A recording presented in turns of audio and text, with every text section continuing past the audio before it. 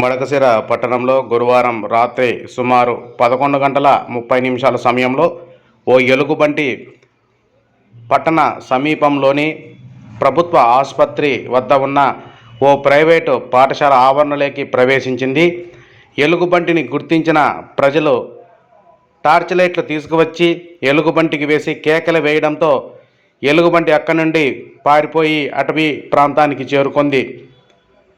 ప్రజలు ఎలుగుబంటిని చూసి తీవ్ర భయభ్రాంతులకు గురయ్యారు. తరచూ ఈ మధ్య కాలంలో పట్టణంలోకి ఎలుగుబంట్లు ప్రవేశిస్తున్నాయని అధికారులు సరైన చర్యలు తీసుకోవాలంటూ ప్రజలు కోరుతున్నారు.